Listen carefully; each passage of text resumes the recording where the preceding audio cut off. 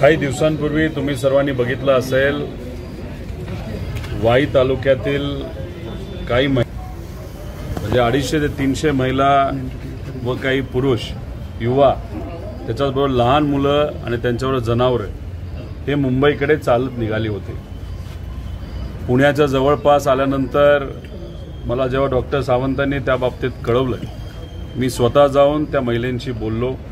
त्यांना शब्द दिला होता की तुमच्या या लढ्यामध्ये आम्ही सर्वजण तुमच्याबरोबर आहोत.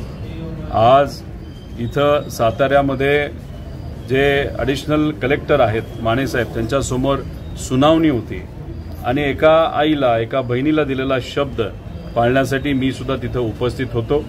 सर्व चर्चा ऐकली. मी फक्त तिथे असणाऱ्या अधिकाऱ्यांना एवढीच विनंती केली की कागदाला कागद योग्य पद्धतीने तुम्ही जोडा. कशा पद्धतीने परवानग्या दिल्यात हे त्या विभागाला तुम्ही मागा.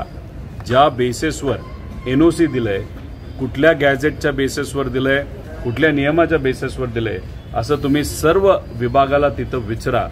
आणि रूलप्रमाणे ह्या गोष्टी झाल्यात का? कारण का जर ग्रामस्थच एखाद्या प्रकल्पाला नाही म्हणत असतील आणि तो प्रकल्प असाही नाही की रोजगार मिळणारा प्रकल्प आहे, तो प्रकल्प असा आहे की तो दगड फोडणाराचा विषय आहे, तिथं धूळ होते, शेतीला अडचण होती, जनावरांना अडचण होती, घराला अडचण होती आणि तिथे असणाऱ्या ग्रामपंचायतली सुद्धा माझ्या अंदाजाने तिथे NOC दिलेलं नाही. जेव्हा सर्व गावकऱ्यांना एकत्रित घेऊन विचारलं गेलं, ग्रामसभा झाली, तिथं सुद्धा त्यांनी नाकारलं होतं.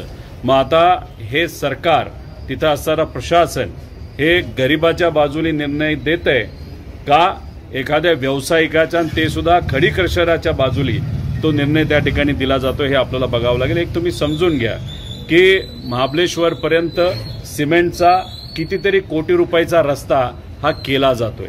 एस्टिमेट बनवत असताना दूरवरून खडी आणली जाईल असं एस्टिमेट बनवलं, पण आता तो रस्ता चालू होत असताना जवळच तिथं खडी मिळावी म्हणून हे कुठंतरी बंद पडलेलं जे खडी मशीन आहे ते परत एकदा चालू केलं गेलं. ह्याच्यामध्ये नफाखोरी असू शकते आणि मग नफाखोरी कोणाच्या जीवावर? तर इथं असणाऱ्या गरीब आणि शेतकऱ्यांच्या जीवावर. त्यामुळे योग्य असा निर्णय प्रशासनाकडनं कुठलाही दबाव न घेता व्हावा अशी विनंती या सर्व ग्रामस्थांच्या वतीने त्या ठिकाणी आम्ही करतो. आणि तुम्ही जर गैरप्रकारे नियम डावलून जर परवानगी देणार असतील तर उद्या जाऊन या जिल्ह्यामध्ये कुणीही कुठेही फार घराजवळही स्टोन क्रशर तिथं टाकतील आणि उद्या खूप मोठी अडचण इथं या जिल्ह्यामध्ये होऊ शकते. त्यामुळे हा विषय फक्त काही गावांपुरता नसून हा अख्ख्या जिल्ह्यातला आहे आणि याला जर चुकीच्या पद्धतीने निर्णय दिला गेला तर उद्या कुठल्याही गावामध्ये, कुठल्याही वस्तीमध्ये, कुठल्याही लोकांच्या घराजवळ एखादं खडी क्रशर इलिगली येऊ शकतं. त्यामुळे प्रशासनाने या बाबतीची दक्षता घ्यावी एवढीच विनंती इथं आम्ही सर्वजण करतो. म्हणून मी म्हणतोय की तो जो परिवार आहे, तो जो आर्थिक दृष्टिकोनातून अतिशय मोठा परिवार आहे, त्यांना सुद्धा या भावना जर कळाल्या, त्यांच्यापर्यंत पोहोचल्या तर नक्कीच त्या बाबतीत ती भूमिका योग्य पद्धतीची घेतील. सरकारने त्यांच्याशी बोलावं.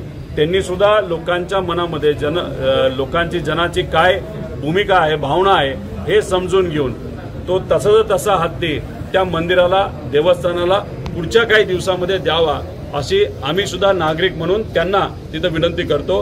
आणि सरकार मध्यस्थी करायला कुठेतरी कमी पडलं तर मग मात्र त्या ठिकाणी लोक या गोष्टी काढल्या गेल्या आणि दुसरे मंत्रिपद दिलं गेलंय. तर याच्यावर काय होतंय की आता ते त्यांचं म्हणणं आहे की दत्ता भरणेंना जी काही मदत लागेल ती मी माझ्या पद्धतीनं करेन असं म्हणतात. ते कसं आहे की कोकाटे साहेब अनुभवी नेते आहेत. खेळाचा त्यांना अनुभव चांगला असल्यामुळे खेळ व युवा असं मंत्रिपद त्यांना तिथं मिळालेलं आहे. पूर्वीचा अनुभव बघता याच्या पुढं ते योग्य पद्धतीने न्याय त्या विभागाला देतील अशी अपेक्षा करूया. भरणे मामांना शेती हा विभाग दिलेला आहे. आज शेतकऱ्याची अतिशय वाईट परिस्थिती आहे, त्यामुळे त्यांच्या माध्यमातून त्या पदाला न्याय दिला जाईल अशी अपेक्षा आपण करूया. पण काही झालं, कुठलाही मंत्री जर चुकीच्या पद्धतीने वागत असेल, काम करत असेल, नाही तर आज जे महाराष्ट्रात परिस्थिती झाली की सर्व विभाग हे काही योग्य पद्धतीने वागत नाहीत, काम करत नाहीत आणि खास करून कृषी विभाग, त्याला मंत्री तर जबाबदार आहेच पण सरकार सुद्धा जबाबदार आहे. त्यामुळे मुख्यमंत्री आणि दोन्ही उपमुख्यमंत्री आज महाराष्ट्रामध्ये जी कुठली परिस्थिती आहे त्याला पूर्णपणे जबाबदार आहेत.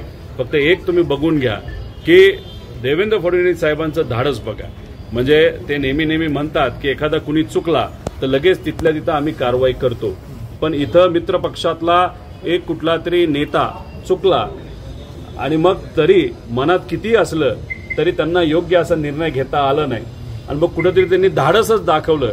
कारण या महाराष्ट्राचं जनमत जर आपण बघितलं तर मंत्री महोदयांच्या विरोधातलं जनमत होतं.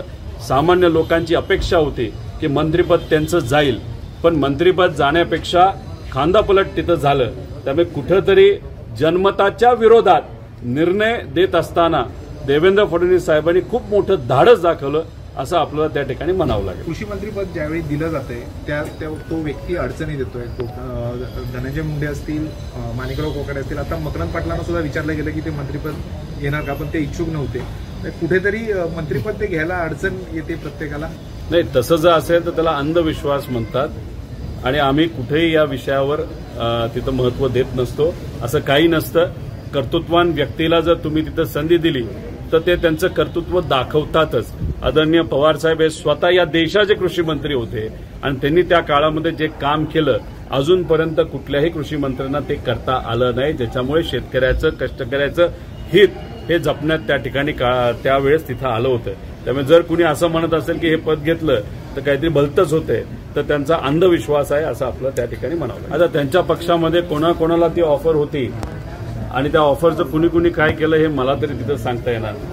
पण एक आहे, महाराष्ट्रामध्ये शेतकऱ्याची जी आज परिस्थिती आहे म्हणजे 4 कोटी लोकांची जी आज परिस्थिती ती अतिशय हलाख्याची आहे आणि एक धाडसी काम करणारा व्यक्ती तिथं असणं फार महत्वाचं आहे, जो आज सरकारमध्ये कुणीही नाही.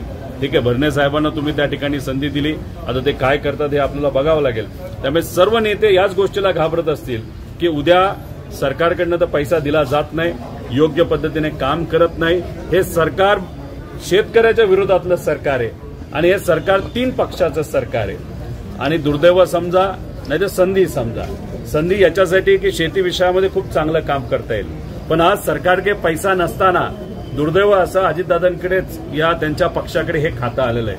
म्हणजे वरून देवेंद्र फडणवीस साहेब नाक दाबतायत आणि पद मात्र हे आहे दादांच्या पक्षाकडे. त्यामुळे नाव कोणाचं खराब होत असेल तर दादांचं आणि दादांच्या पक्षाचं नाव तिथं खराब होतंय. त्यामुळे देवेंद्र फडणवीस साहेबांनी चाणक्य नीती वापरून अशी खाती जिथं तिथं लोकांच्या शिव्या ऐकायला लागतील, नाहीतर कुठेतरी अडचणी येत्या काळामध्ये येऊ शकते, हे सर्व खाती हे मित्र पक्षाला दिलीत असं त्या ठिकाणी आपल्याला म्हणावं लागेल.